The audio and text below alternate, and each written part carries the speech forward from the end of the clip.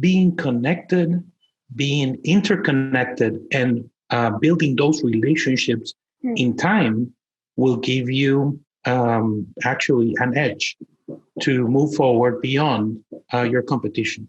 Hello and welcome to a whole new episode of Engati CX. I am your host Drishti, and today we have a tech expert joining with us on the show. But before I introduce you to our guest, allow me to introduce you to the magic of Engati. Engati is the world's leading multilingual no-code chatbot platform, available across 14 channels with 35,000 bots created across 186 countries in every domain and use case. Engati has also been recognized as a top platform by INC, Tech World, CIO, and many others. We run the Engati blog, video channel, and the Engati CX podcast, receiving upwards of 400,000 visitors annually. And now for our guest, Rodolfo is the founder and president of IdeaWorks International, one of the leading digital transformation and marketing agencies in Central America.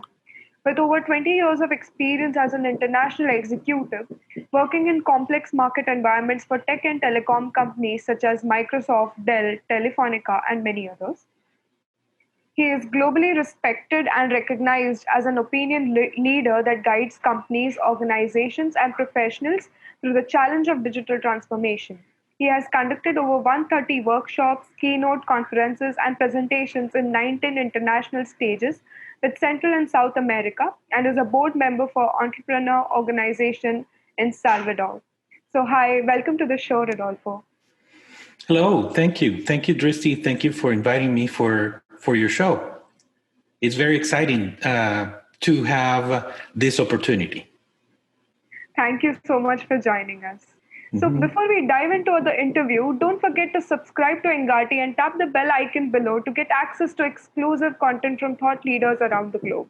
So Rodolfo, I would like to begin with the first question that can you tell us about the connected age and what makes it different from the information age?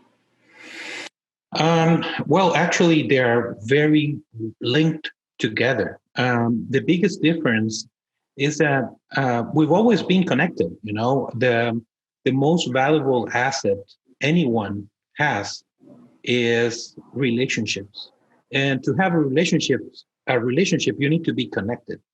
So, what happens in the connected era is that all these shifts and all these disruptions we have been part of in the last, I would say, um, 15, 20 years have put the relationships and the connections to level one of importance. Just to give you a thought, anything in a social network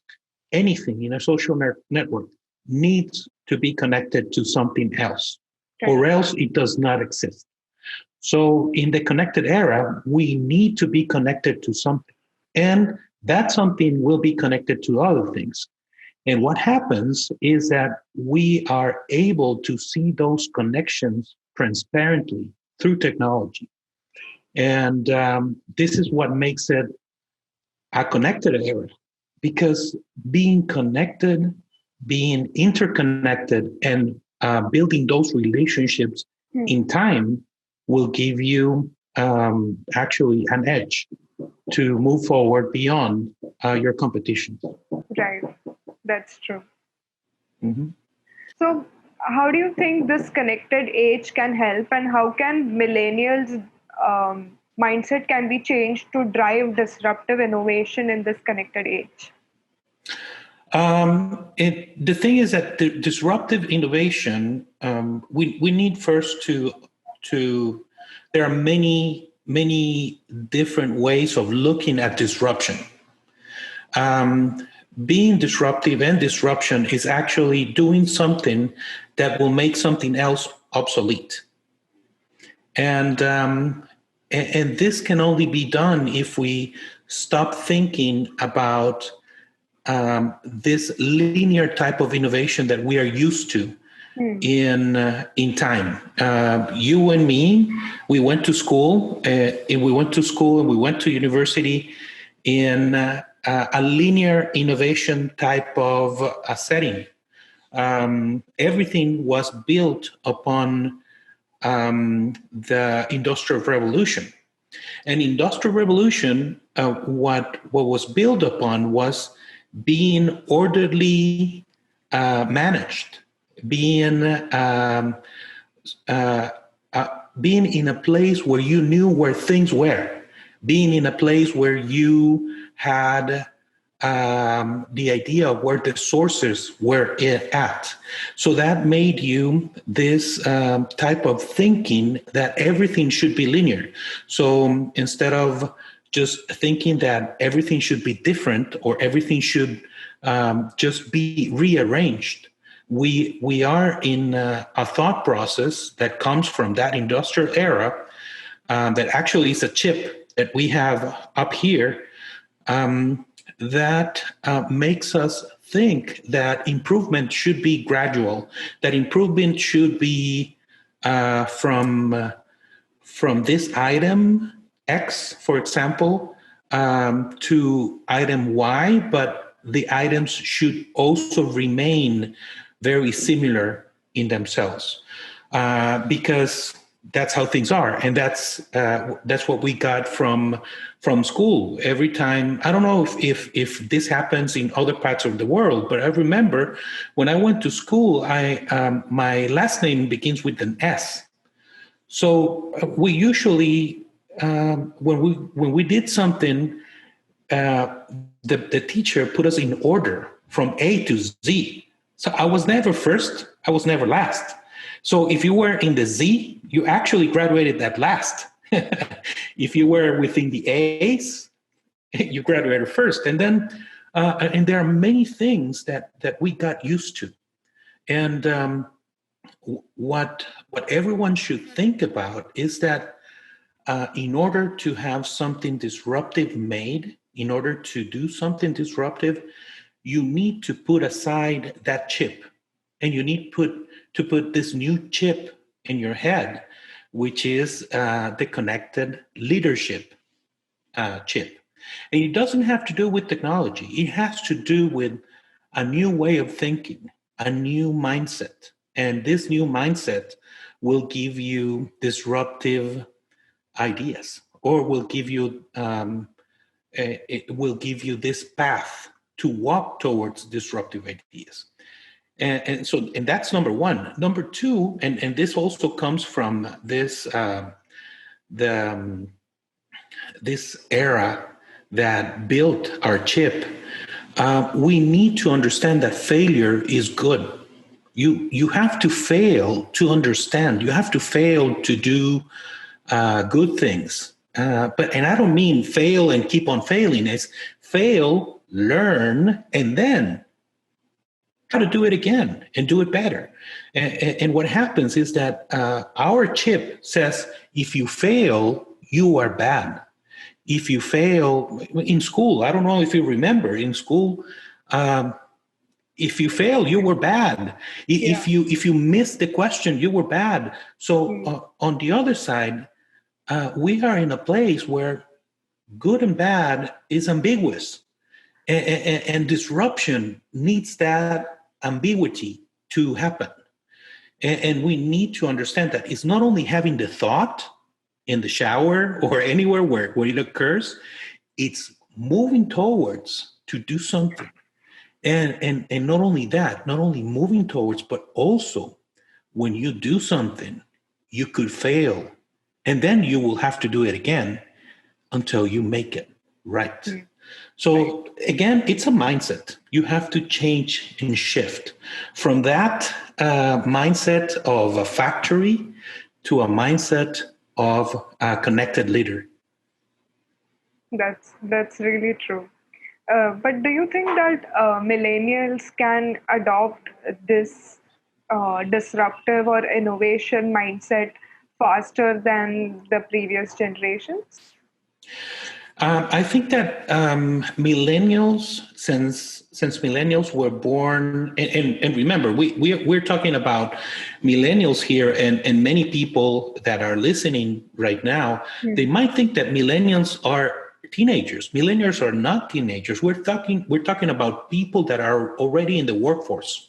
and actually could be around the 40s right now in terms of age. So we're talking about this bulk of people that actually were born within all this disruptive technology era in which connectedness is important, more important than other things.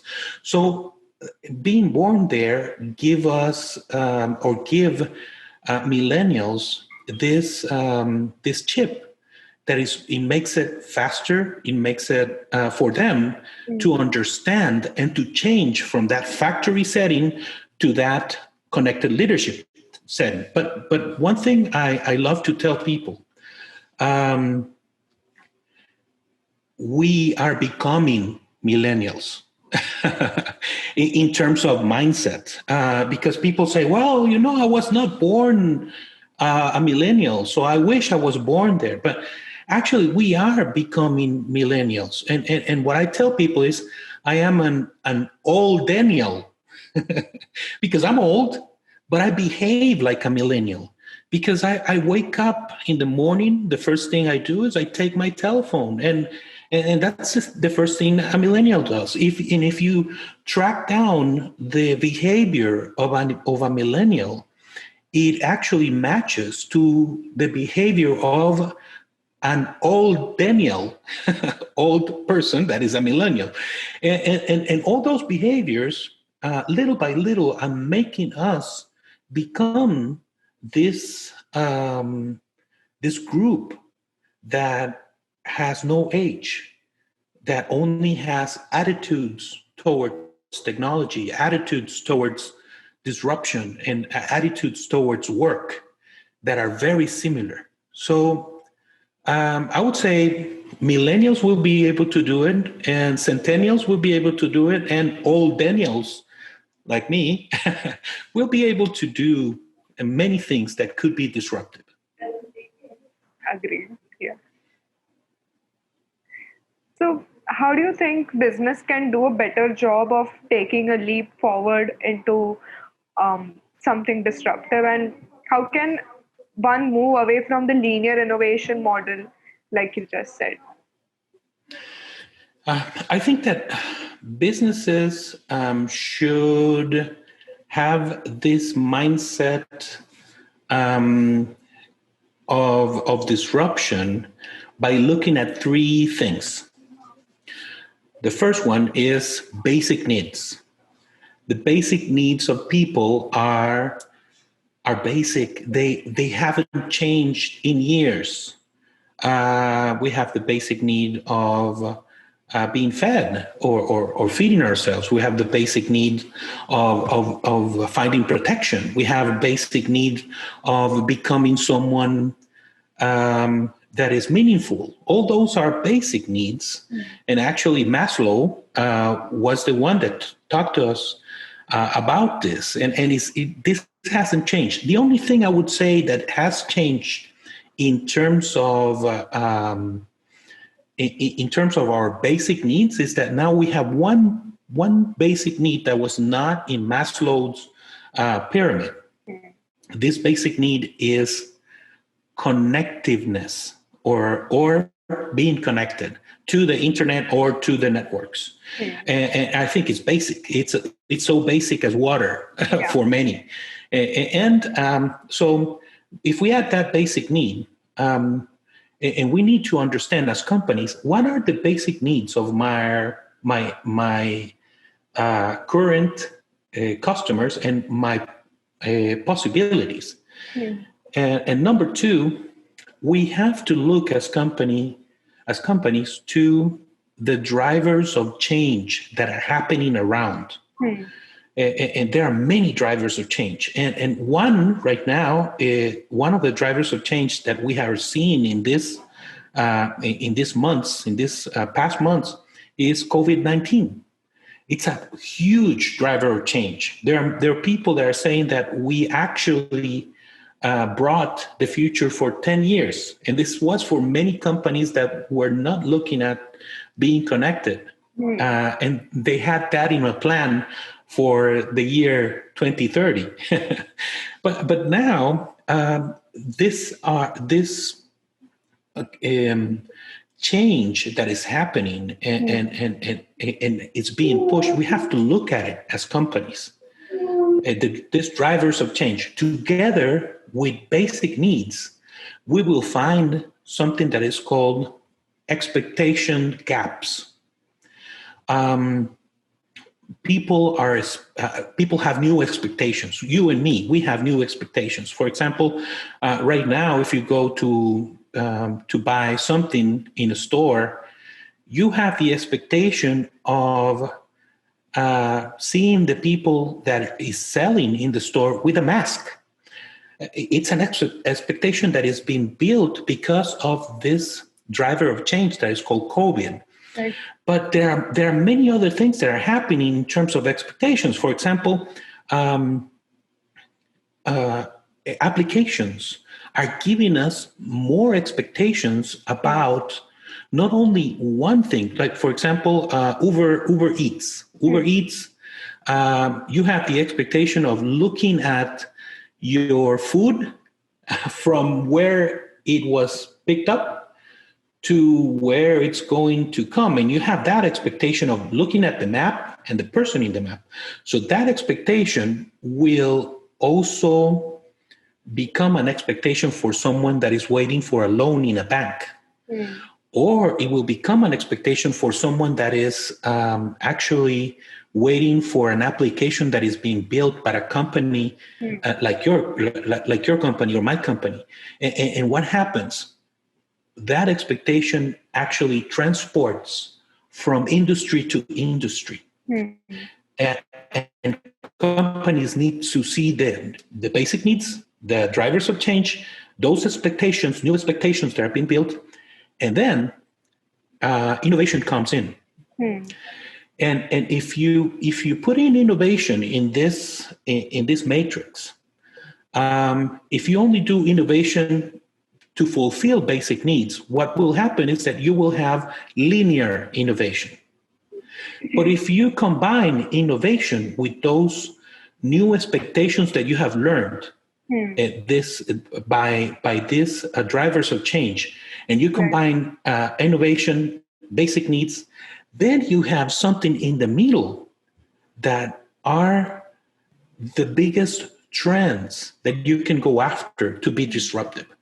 So if you have those three in a matrix and you're looking at the things that are happening, and at the end you embellish this with technology, you can actually be disruptive very fast. But you have to have that within the DNA of your company. That's true. It makes sense, yeah. What challenges do business owners and entrepreneurs face in the connected age, and how can we combat these challenges?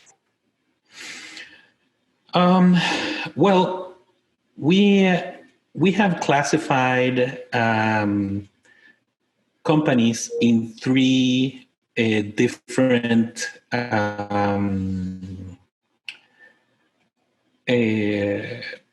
we made this classification, because we think that you have to think of companies as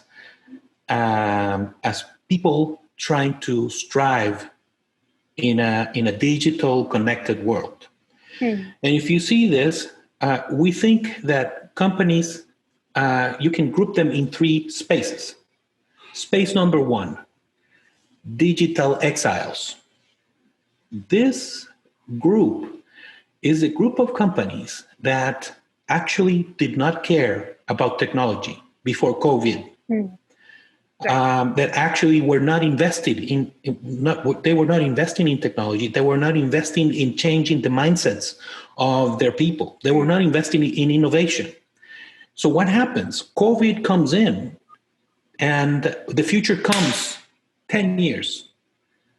And these people are exiles. They are outside trying to get in to what's happening. So how do you help these people?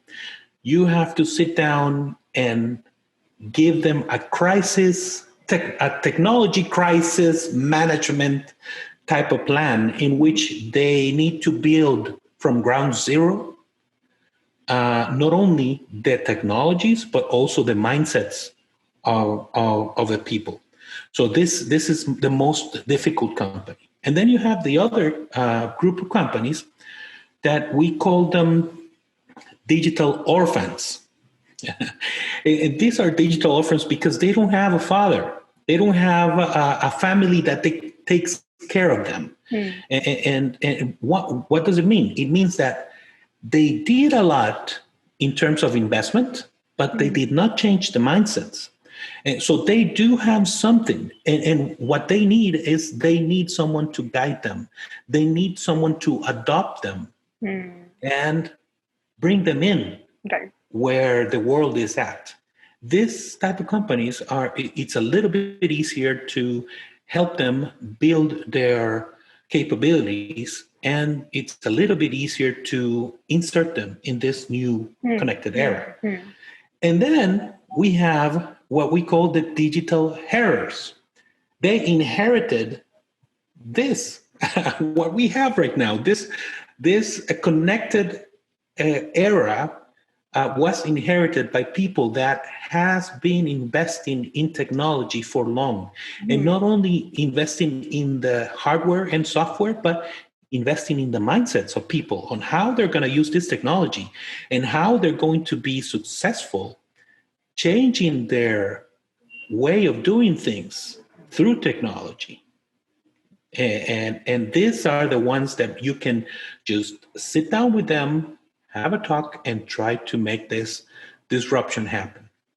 So this is the way we see it. The classification is actually very spot on. Like that's how you can see the companies have been divided, and it needs some pushing for other companies to be done, but it can be possible, definitely.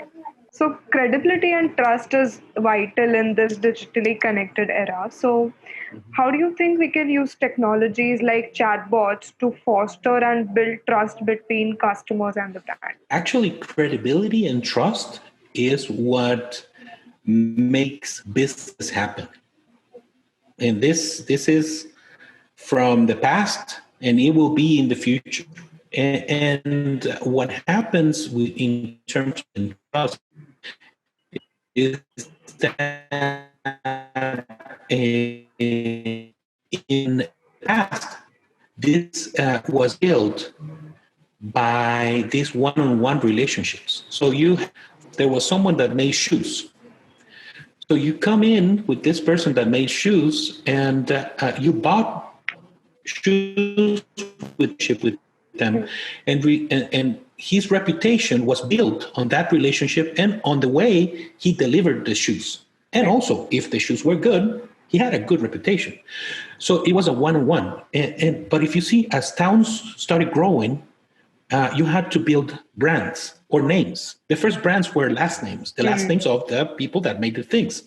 So there were many relations going around building that brand. Today, there are millions of relationships going through a validator. And the validator is an application. The validator is a platform. The validator is that you're putting in the middle of the customer and the provision of the system or the product or the service. So if you see this way, platforms are the ones that validate credibility and trust today. This is why you get into an Uber, and because Uber, the application, gives you this credibility and trust of the driver. And also, this is why the driver trusts that you will pay, because the application gives that credibility. So as we move on, applications, platforms, and different technology items that are in the middle of relationships and connections will be the ones that will give us all these levels of credibility. So, are there any other thoughts that you would like to share with our audience? Yes, I would love to share something that I found. I wrote my first book. My first book is called Connected Leadership. Oh, And it's only in Spanish right now. It's not in English, but I'm planning to publish the book in English in the following mm, years. But what I found was this: um, I studied many things from the Japanese culture, and one of the things that I found was this special word that they use that is called kamiwaza. Kamiwaza is a word that actually the meaning of the word is doing something for God like a God. And that means doing something for someone so special and doing it so special that you practice and you practice and you practice and you do it and you make all your effort to do this. So this is Kamiwasa. I think that this world right now is waiting for Kamiwasa from everyone. And then, so I found this in Japanese, and I said, but every culture should have kamiwasa. So let's look for that. And I started looking, and the culture in my country, I was born in El Salvador, is the Pipiles culture, the Pipiles.